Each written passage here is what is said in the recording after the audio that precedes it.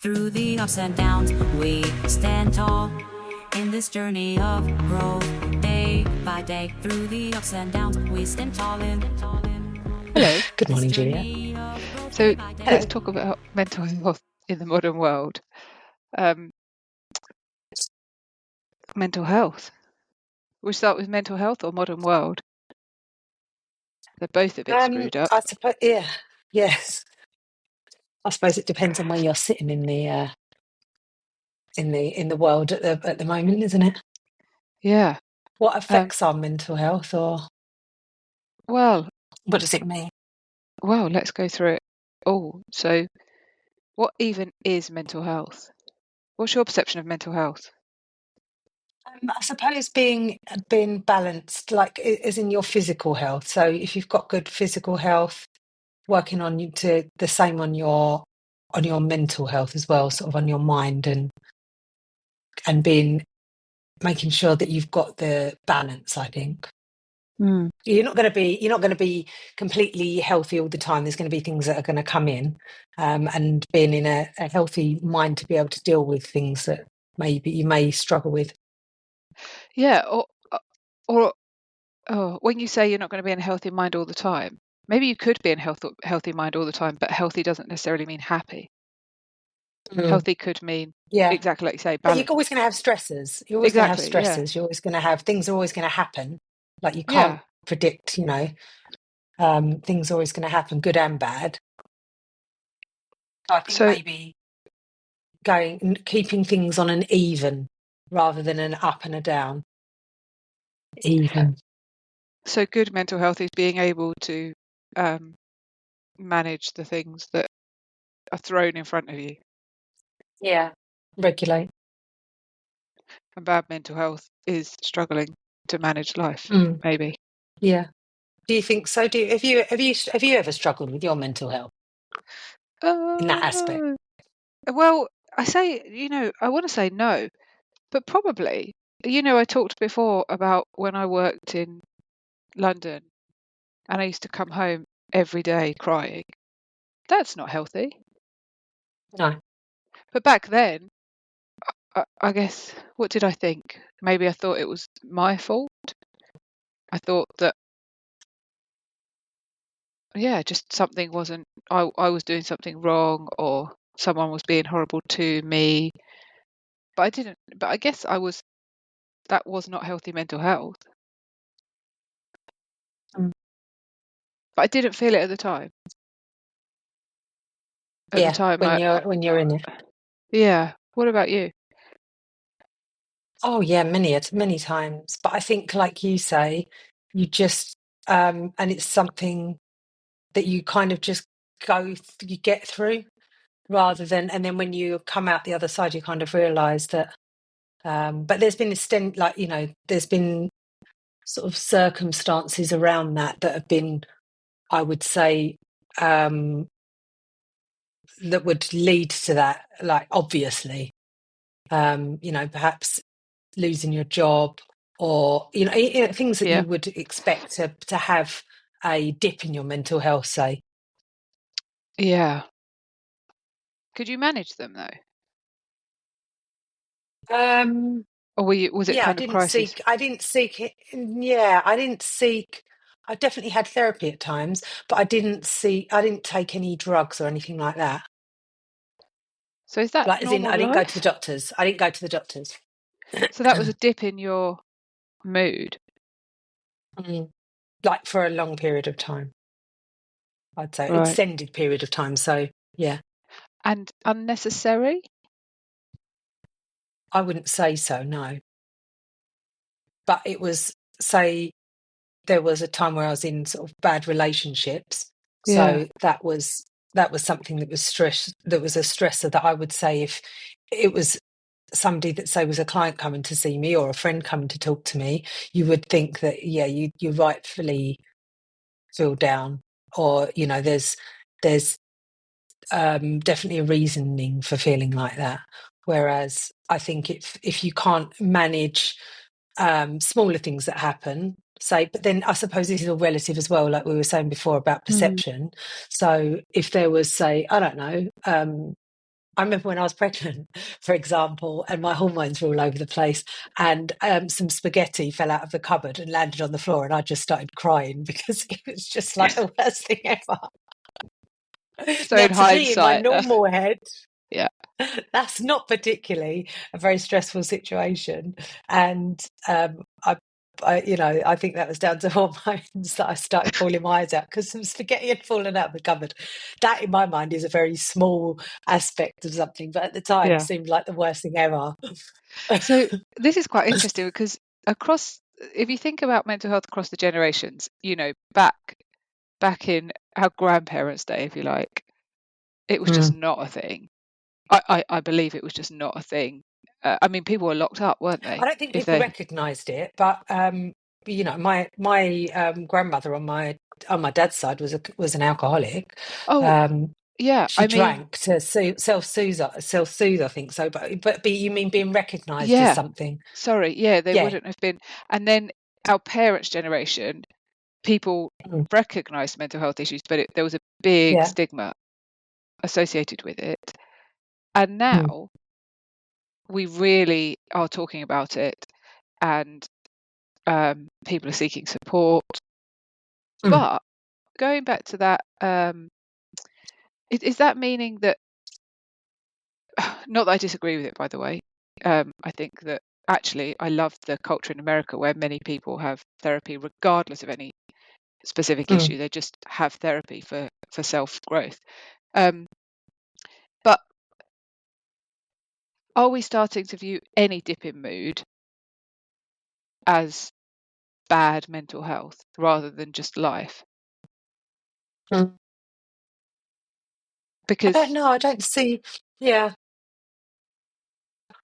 What people using it as an excuse, no, would you not at say? all, Or what do you not at mean? all, but just a belief, almost like a perfection belief that, so I think it's quite a commonly held view that humans are not happy, as in bouncing, bouncy and cheery all the time. Mm. That's an emotion that we feel, but there's loads of emotions that we feel, and they're all as valid. I was watching someone talk at the hypnosis conference, and Tim Box, and he was talking about his TEDx talk that he did, and that Mm. was about anxiety. And he says that he started with the line something like, "Imagine a life without anxiety," and his point being that anxiety is a necessary, valid human emotion, but it's when it becomes chronic that it's a problem.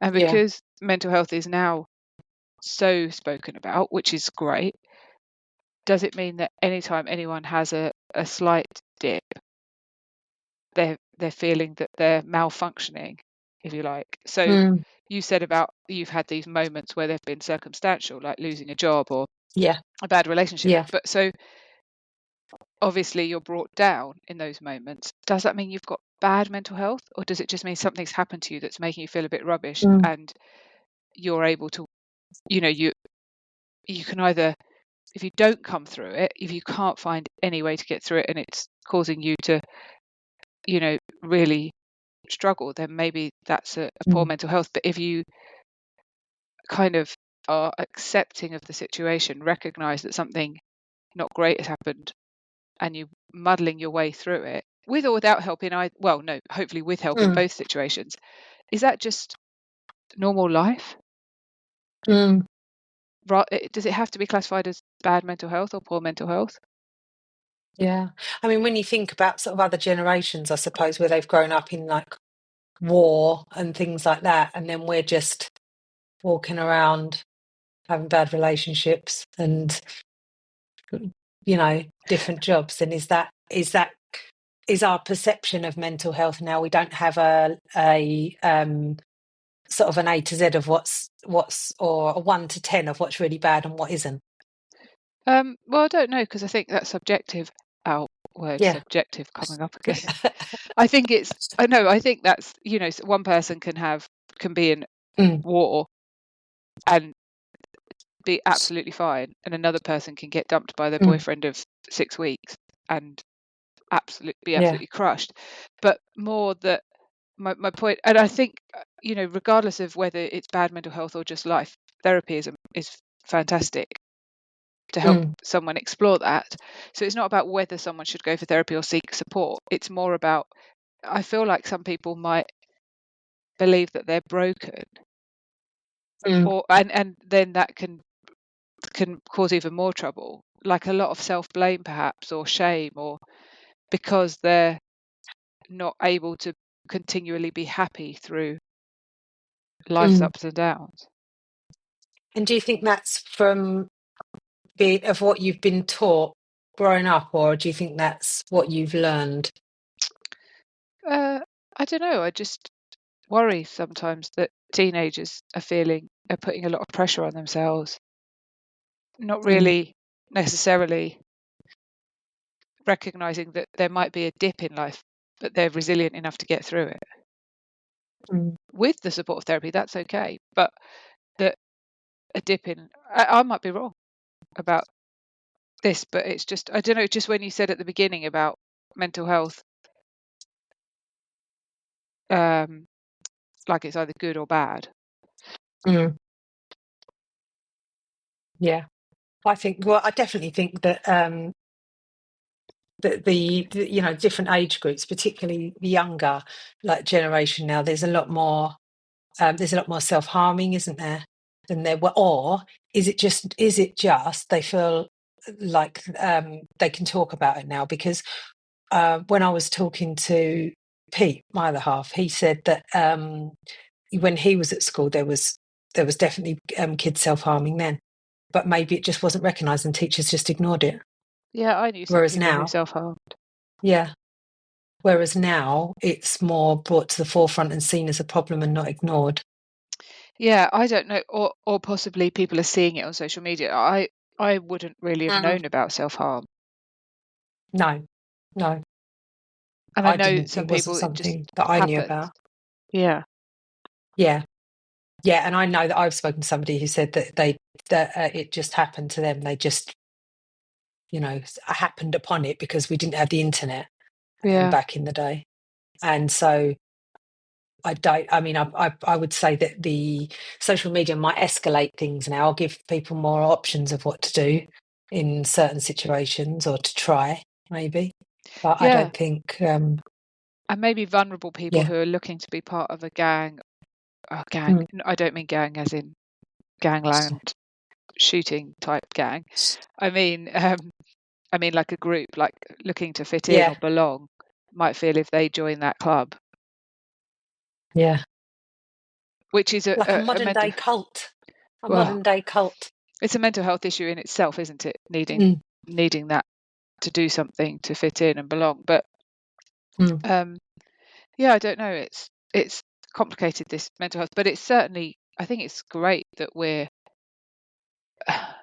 I guess there's now acceptance of support for mental health in the same way that you might go and speak to a nutritional therapist if you feel like your diet's not on point, or you might go and speak to a personal trainer if you want to know how to really help your body physically.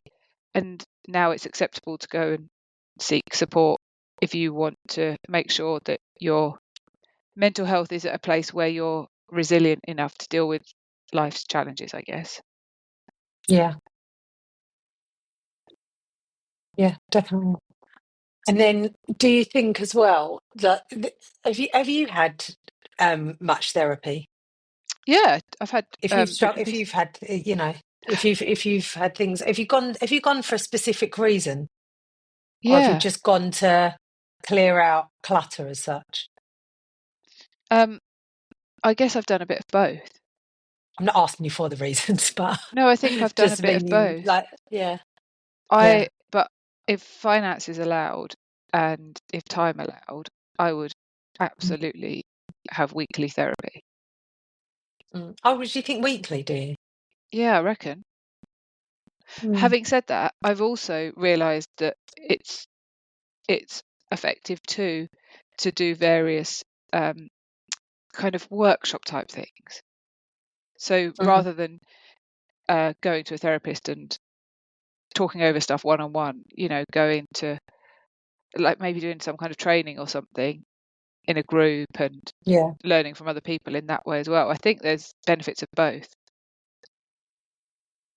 So maybe yeah, weekly therapy, maybe something like that. Oh, and if I had my younger years over again, I would absolutely go to one of these kind of community type places where you can do workshops all day, every day. yeah, definitely. There's ones that you can go and sit in like silence for like 2 days or something. Go Yeah. to Costa Rica and sit in silence for 2 days. Well, I took In Ezra. a dark room. Do you know Vipassana meditation? No. It's a style of Say it meditation. again. Well, I'm saying Vipassana, but I don't actually know if I'm pronouncing it right. Oh, Um, okay. they have meditation centres, and they do children's courses. Unfortunately, now the children's courses are overnight, and Ezra and Shiloh won't go and stay overnight. But they used to be a day, and so I took Ezra once, and she went to the centre. It's all free, um, and she went for the whole day and did meditation for the whole day. But their silent retreats are 10 days. Yeah. Get to know yourself in 10 days. Oh, have you read Ruby What, you a Wax's full book? 10 days? Yeah, you must. Have you read Ruby Wax's book? No, I think you've said that to me about her Oh, before and I haven't. absolutely brilliant. It's I'll put it about on my her. Well, list. she talks a lot about her 10-day silent retreat, and it's hilarious because she talks about the stories she'd made up in her mind about the other people, but not I about them, remember you about, telling me, yeah, yeah, yeah, what they thought of her. yeah, It's yeah. And then actually, yeah. yeah. Yeah, no, I So do remember. I don't think I've read it, but I do remember you telling me. I think you might have sent me some pictures of pages of it. I think that's why. yeah, well, we'll Yeah. try that. I So what do you think don't know about? if I could do 10 days. Oh, that's the challenge, though, isn't it? Yes, maybe that's what, what you're shying away from is what you should be running towards. Exactly. There's a point in the 10 10 days days. quietness. It's it's not supposed to be easy or fun. If you mess it up though, do you have to start again? I don't know, So but you accidentally speak. well, everyone would look at you, wouldn't they? Oh no. I mean, it's unlikely you would speak to someone who's also not speaking. So you'd all have to start again. I'll be there forever. Never Yeah. come back. Well, it's worth exploring. So, what about what's your view on therapy and how it's moved from being a last resort to a tool that people use to grow? So I'm now have a lot of clients who are really quite successful career-wise and Mm, emotionally. Oh, yeah. and in I, all the other levels of success, but they're seeking therapy to grow. What's your mm. thoughts on that? Yeah, so I think that it's more, I think people are recognizing things more that they need to go and speak to somebody externally, whereas before they probably wouldn't have.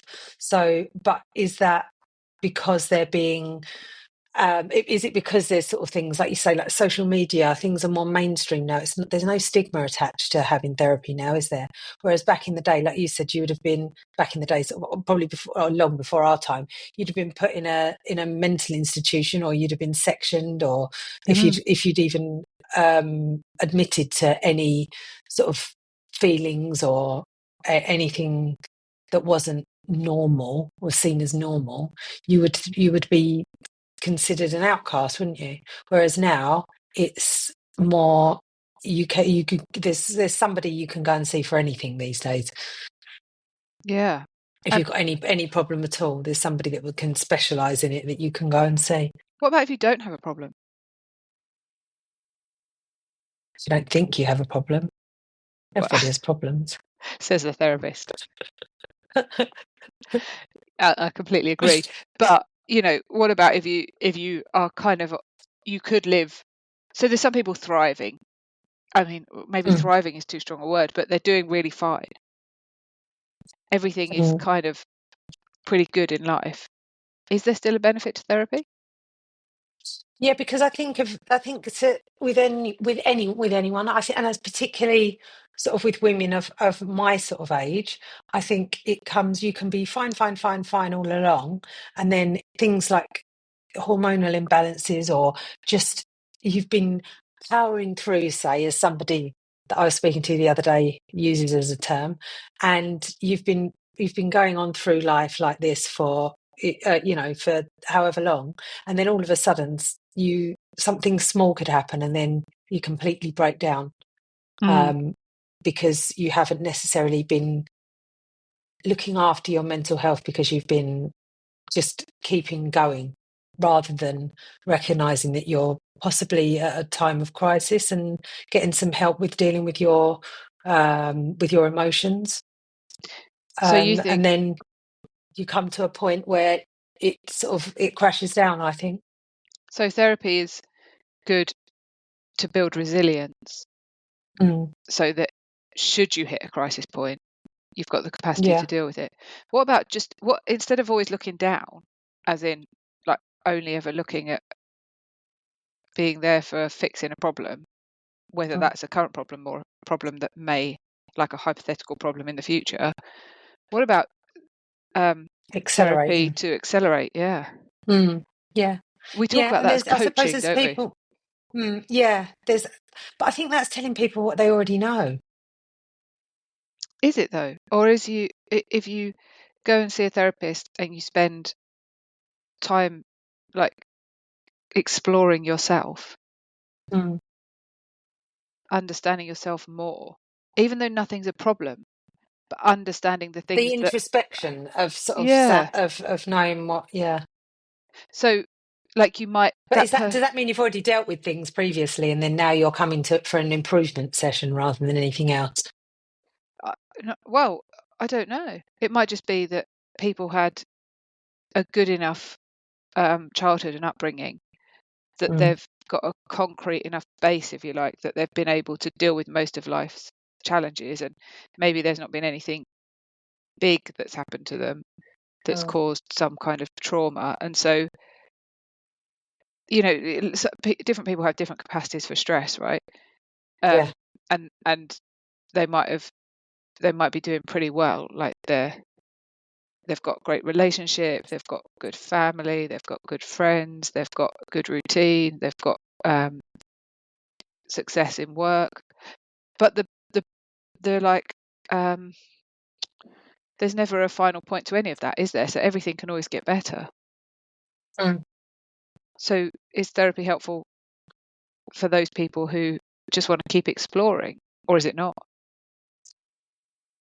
I would say so, but then I think if people are coming to you to excel themselves, but if they're coming to you because they think there's something wrong with themselves still, or that there's something wrong and that's why, then I think it's a constant, you're going to be constantly looking for things, aren't you? No, But I'm if you're talking coming about the to, people who believe they're fine, but they mm, want to get even better. yeah, So they're totally content, they like who they are, they're happy with everything, but they realize that they could achieve even more, or they mm, could just understand themselves even better. yeah, I think there's if that's the way you'd, but I just think there's certain time that you've got to live as well and just be. So do you think it's good to have like a burst and then have processing time? Mm, possibly. What does a coach do then? I think a coach is more telling you stuff that, as in bringing stuff out of you that you know is there, but maybe presenting it to you in a different way. So I guess I'm thinking that there's two different terms for the same thing. Mm. I wouldn't Are you? necessarily, well, I wouldn't necessarily consider that different to therapy. I think therapy is getting into the nuts and bolts and digging deep, whereas coaching is more surface level. Okay. There's definitely a difference. There's the therapeutic side to the coaching, without a doubt. Give me an example. So if you were coaching somebody that was, say, I don't know, leadership coaching, say, in a corporate environment, you would be more teaching that person how to be a better leader in the sense of the tools that they already have, rather than going deep into, say, trauma, or getting sort of deep into the subconscious side of things, like in hypnotherapy. Yeah. Whereas coaching, I think, is definitely more surface level. I don't think you wouldn't have the tools as a coach to dig any deeper anyway. Do you think there's people who seek coaching because it sounds better, or it sounds less like they've got a problem, when actually they need therapy? Possibly. Like they've got Possibly. they're stuck, and they do need a bit of deep digging around, but there's still that stigma of therapy.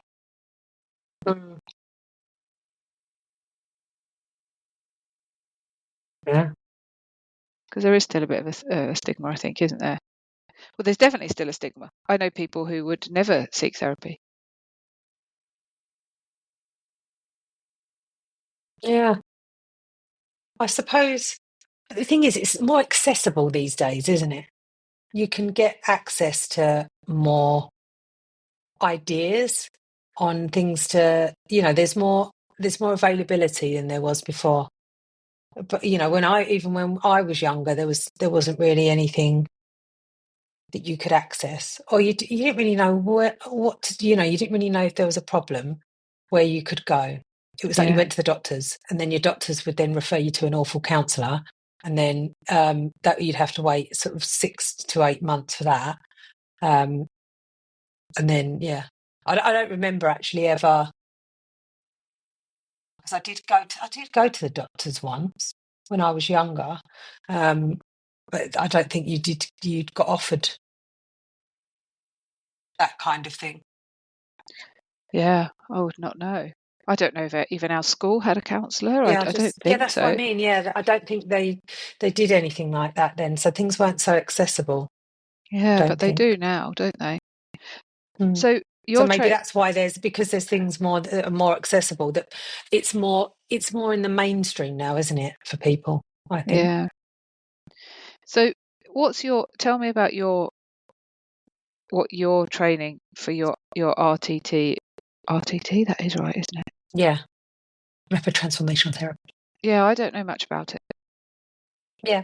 So it's basically it was a year's training, and it was live sessions that you did, or live training that you did. It was pretty much, because I started doing the training with you, didn't I, when you did, just after you did yours. So it wasn't, because this was just after COVID, it was all online. So you'd go and you'd have live sessions once a month, and that would be your training sessions. And then you'd go off in between, and you'd go into different groups and meet up and do the sessions with sort of your peers, say, sort of as training as well. And And that was over a year's time. What is with rapid exams at the end? Transformational therapy. So it's the Marissa Peer sort of theory on hypnotherapy. So it's got sort of a framework around it. It's pretty much like sort of a lot of other training that I've done as well, where it's got a structure of you start off with a induction and go through into, and depending on what the problem is where there's a system to it. Okay. So if you're sticking to that rigid structure, I think I've said that to you before. So there's, depending on what the problem is where you go in a line of a system, say. So it's less intuitive, I'd say, than other training that I've had before. And I think we've discussed this before, haven't we? Saying about where different kind of therapeutic frameworks go. And if you don't have the knowledge of the different frameworks, then you're stuck in a specific one. Like obviously your training that you did, where was that again? Yours, like originally, I mean, you've done tons and tons since then, and for your original hypnotherapy, the Essex Institute of Clinical Hypnosis. Yeah. So it was, it's kind of going from that into then learning other, because when you obviously you come out of your hypnosis training, you're kind of right, I've got to do it this way. So you're very much like sticking to what the process is, because that's what you've been shown. But then when you've got a bit more experience, I think with speaking to clients, then you get more of an intuition on where you should be going, rather than how to work with different people. Whereas I think with the coaching training, it's more sort of, ask these questions and this is where you should go, rather than really getting into the actual person as an individual. Yeah. Have you done And coaching what training? about you? Yeah, I have done coaching training like years ago, but it's very surface level. It's very much just like, so it's not as in depth, I don't think, as the therapeutic training I've had. That's interesting. And I guess Because everybody, it's not there, I don't think, to help you solve problems. It's more to show you a way, rather than to okay. be therapy. Yeah, it's really interesting. And how RTT is definitely a system. It's more, you don't. You stick to the system on it, and rather than. what's your view on different types of therapy? Yeah, I think I like the going into the subconscious. So that's my view on sort of looking at the subconscious side, because I believe that's where, well, it's my belief, whether or not anyone else believes that's where a lot of your, say, trauma, for example, is stored. And obviously, but I think it's a good idea as well, to look at the body side of things. So if you're not physically, well, like it's a Bessel van der Kolk, isn't it? The body keeps the score. So that's another thing that I think that it's everything's connected. Oh yeah, absolutely. What about you? What's your view in that sense? Well, just coming from what you've just said, I really struggle these days when like the first thing I want to know about somebody really is what their diet is like, what their sleep is like, and what their movement is like. Yeah. And if those three things are not, if they're not prioritizing those three things, then I think that needs to happen before any other change needs to happen. Yeah. I think they're so important. Definitely. And I mean, the Bessel van der Kolk, obviously, that's a different kind of that. That's the holding the trauma in the body physically. So slightly different, but from it was just me thinking about you saying it in the body, and so I really do find that people are. I think we haven't actually spoken about the modern world yet, but a big problem with the modern world is that it's taking us so far away from our natural way of living, and food is much more for convenience, and so there's much less nutrition. Movement, there's people are finding they don't have time. They're sat in front of computers all day, and there is very little movement, especially when people are working from home and they're not even doing a commute, or we're driving everywhere because there's not time to walk. Even myself, my gym is a 10-15 minute walk away. Yeah, I drive every single time without fail because I can't. I mean, Can't close the door as well. Yeah, at least I'm going to the gym. Yeah, absolutely. It's the closest place. At least I'm going to the gym.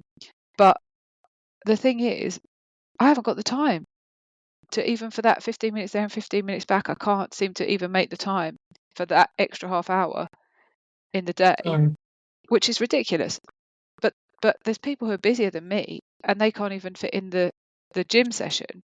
Not also, I'm quite sometimes people come and they say, oh, don't do any exercise, but it turns out that they've got dogs and they walk their dog every day, and it's like it doesn't, we only do this formal kind of like 45 minutes in the gym because we're not doing the natural movement throughout the day.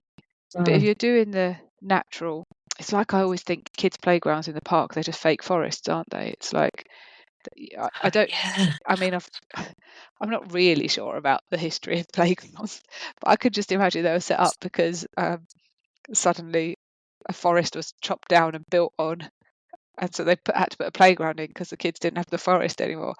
And it's a bit like that, isn't yeah, it? The gym's just a fake way. It's a fake version of you hunting and gathering. yeah, Like squats are what you would have done to pick your fruits, and lifting the yeah. weights is what you would have done to build your shelter or build your fire, chop your wood. Running is So the what's the hunting. answer then?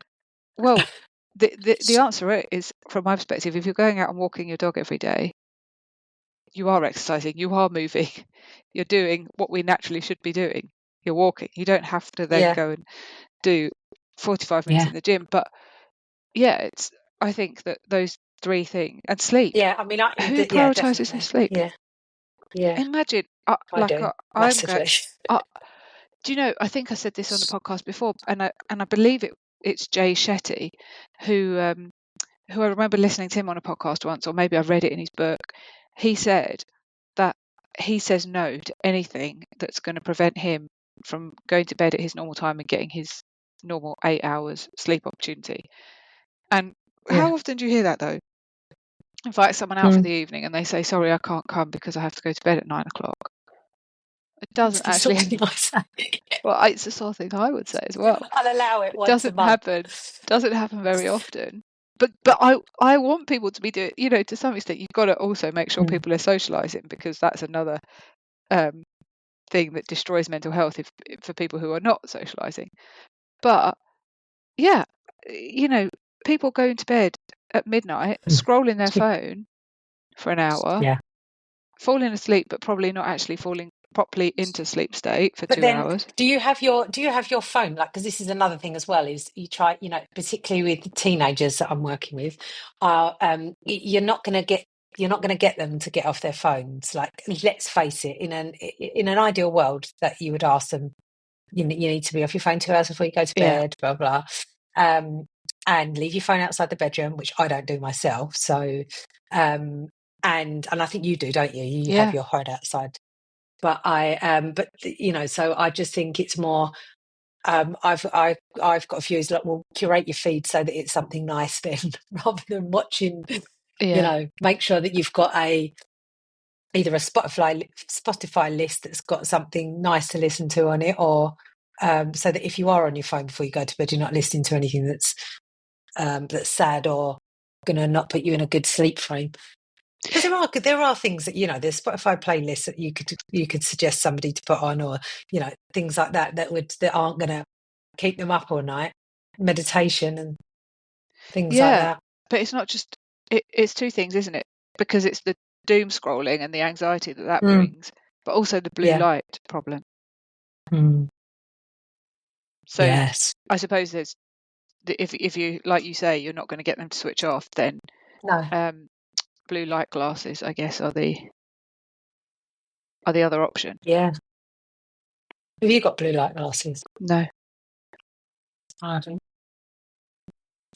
but I do try to turn my phone off or stop looking at it Do you have at and least you an have hour. it outside? You don't have it in the bedroom either, do you? No, we don't, and that's become a bit of a thing. No screens in the bedroom, and actually, Mm, the reason it started was because of sleep, and now the children are getting older. I'm realizing how important it is to have that rule in the house, because they don't have phones and they don't have screens mm, right now, but they will do at some point. And I don't want to model. I don't. They won't have those in their bedroom. mm. And I feel like it would be very contradictory. Is that the right word? For me to be Yeah. If having you my phone in the yeah, bedroom now, and then to say to them, no phones in the bedroom. So it's just a thing we have now. yeah, No phone, no screens in the bedroom, and then when they do have access, or when they do have phones, they just will know no screens in the bedroom. I also think it's a healthy habit for them to take into adulthood. yeah. And this is the thing. I think if you were, it's kind of the crossover. I was at the crossover stage with my daughter, where phones were just kind of coming into the internet phase. Yeah. before. So it was kind of, I don't know, you didn't really, I don't know, even remember, you didn't really go on your phone at night time or in No, bed well, because it there didn't was really, nothing to not look when, at. yeah, there was nothing to look at. Yeah, you read books. Yeah. Yeah. Even now, I've got my book on my phones or on my my iPad. Like I read on my iPad. I actually have got a paper book I'm reading at the moment, but Does it affect paper book. do you A notice it? book. Do you notice the blue light affecting your sleep? I don't think so. No, I'm really because I'm up at sort of 5:30 every morning anyway. So for me, it's because my dog wakes me up. So for me, it's a necessary because I'm really tired anyway. So it doesn't take me long to fall asleep, but I do go to sleep listening to something, So you don't. How soon before going to but sleep not the do you light. stop looking? I probably don't. Well, I don't look at it when I just to put the podcast on, and then that's it. I shut my eyes and I'm off to sleep. But Doesn't prior take me to long to that, get to do sleep you anyway. Has done scroll? probably, yeah. I don't consciously think, oh, I need to stop looking at my phone now because I'm going to bed. Yeah, it's an interesting thing because I didn't notice I might be the on my laptop as effect. well. Yeah, I didn't notice the effect Mm. till I stopped doing it. Oh, okay. Mm. Mm. And I've And heard that. how did you notice? What did you notice? I Because I've got a realised sleep tracker and everything, and I don't it was Yeah, go on. a Sorry. feeling. I realised how much deeper my sleep felt when I wasn't doing the phone. Mm. I hadn't noticed that it was like, and now I notice it. So if I have perhaps a client online, right up until I'd go to bed, so I'm looking at the Mm. bright computer screen, and then I go to bed, I'll notice that night I'll have a really light sleep night. Ah, that's interesting. Well, I might try that then. Yeah. I should practice what I preach, really, shouldn't I? Well, you can't be perfect. The thing is, when you preach this stuff, people are only going to take a little bit of it anyway, aren't they? Yeah. Yeah. So do you think that everybody should go to therapy then? Is that your thoughts that everybody should at one time at least try a bit of therapy? Yeah. Be that hypnotherapy, be that counselling, be that any type of therapy, or do you think have you got a view on the type of therapy that you think people should have There's certain could? therapies I have a little bit of a, like CBT, for example. I've Ah, yes. there's bits of CBT I take and I use in my work, and they're so Mm, brilliant. But I do get a lot of people come to me who have had CBT and it's not worked for them. And then I read mm, The Anatomy of Anxiety by Dr. Ellen Vora. She's got quite strong opinions on CBT, which basically can be boiled down to the fact that it's not allowing someone to listen to their internal voice, if you like, or intuition or cues. Instead, yeah. it's saying what you're thinking is wrong and therefore you need to change it. And so I would,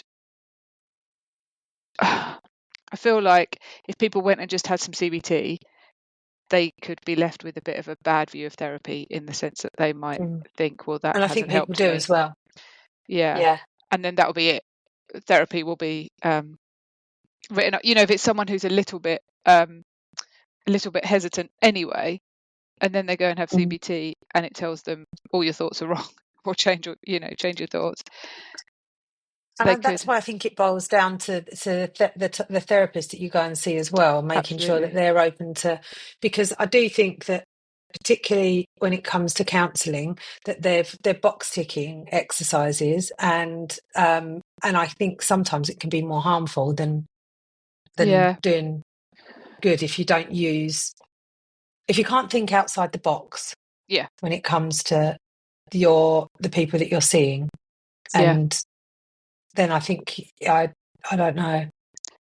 My opinion is the more diverse somebody's training, Mm, the better experience you're going to get.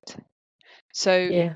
I would be more interested in someone who's done lots of. It doesn't have to be like we're not talking like, oh, you need someone who's like PhD in in something. It's not that kind. It's not kind of got all the certificates type training. I mean, more has done a variety of different things and lots of things for themselves as well, because then their experience is going to be more wider. And Yeah. exactly like you say, a lot of therapy is, in my opinion, as well, it's better when people can use their intuition a little bit and think and look outside the box a little bit and think, well, maybe this will be useful, rather than following a kind of flow chart or a tick box. Yeah. And if someone's done a lot of different trainings and a lot of self-exploration themselves, which you can't always get from someone's website, like the self-exploration, but lots of different trainings, then they're going to be a little bit more, it's going to be a little bit more to pull from in their knowledge. Yeah, definitely. That's my opinion. But I don't think it's down to Yes. the type of therapy. It's probably more the therapist finding someone that you resonate with. Yeah, definitely. Yeah, because I've had some people that I've been to, and then I've been like, they've not been amazing. Yeah. And then others that you've just been like, you've been blown away. So Yeah. it's the lack of the door or the research. Yeah. And of course, we've very much got this just stop it culture now, haven't we? Maybe we've always had it. I love it. I Can you think it's explain brilliant. that? Well, I mean, I suppose I've always, well, maybe I've never really acknowledged it, but someone sent me once that funny sketch. I forget who it is, Bob somebody or other, and it's just stop it. And it's the therapist, and she comes to the therapist, and he says, "I'm going to give you 3 words." And it's going on for a while, she's waiting for these profound 3 words. And those 3 words are, just stop it, just stop it, just stop it, just stop it, just stop it. And I think it's brilliant. And then there's another hypnotherapist who was the one who sent it to me, and this is very much his attitude and the way he works. Stop it. And I think this happens. I was speaking to someone yesterday who had been to see a counsellor but was feeling that the counselling wasn't really helping. And I said, what are you actually seeking counselling for? And they said to love themselves a bit more and to feel less anxious and just be a bit happier. And I said, well, what did your therapist say? And they said, the therapist told me that if I loved myself more, I'd be happier. So just need to love myself more. And it's just that, just of it. It's that, and I'm Yeah. sure as therapists, To we've love all yourself. been there. Well, what does that mean? Yeah, exactly that. We've all been there and not really been at a loss and just not known how to, just not known what to do in that moment or what to But say. also I just think as well, when it comes to that, like I did some other training, like conversational hypnosis as well, and that was more opening up questions and seeing people's reactions to questions, like when they come to you with a problem, and being open to that rather than just trying to fix Yeah. as such. Like I think some, like you're saying, just love yourself. It's more, what are they when you're asking them questions, where are they going with it, rather than telling them. Yeah. Yeah. I think. And it's amazing as a therapist, I'm sure you've experienced this too, but there are moments when I don't get it right. There's lots of moments when I don't get it right. Yeah, I was going to But say with me. yeah, but you can tell, the difference in reaction from a client when you're doing it right, and then you Yeah. do it wrong, you fail, you slip up, you either, there's times when I've given a personal example, and I try so hard not to do this. Every now and then it just Yes. happens. Or yeah, you give advice, I guess, or Yeah. a fix or a suggestion in that kind of solution-y way that's not really quite right. And I can feel it, the Yeah. change. And once it's done, it's done. And it isn't that often, but it immediately changes the dynamic. Yeah. But also when you do get it, like you said, when you get it right, the aha moment. Yeah. That's And also I think for people to come to their conclusions and helping them come to it themselves is the best thing. Oh, of Like the course. feeling like, Yeah. completely from my side. Yeah. Absolutely. Yeah. But yeah. And then do you practice? Do you do self hypnosis? Do you use hypnosis on yourself? Of course. As the Every saying day, might all go, the time. self hypnosis is. I think so, not formally. Mm. Like I don't say, I'm going to sit down now for my 15-minute hypnosis today. Oh, But I think it's so embedded in my way of being that it happens, because it doesn't have to be formal hypnosis, does it? I no. mean, and it can be conversational, like you say. It's a state of mind, Mm. essentially.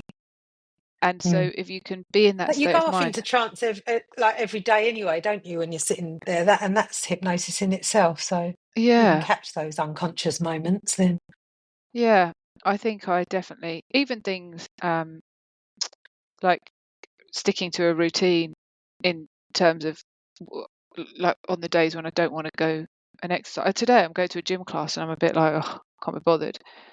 But I'll go, and I mm. think there's something in that ability as well. It's not hypnosis necessarily, but it's the same kind of thing.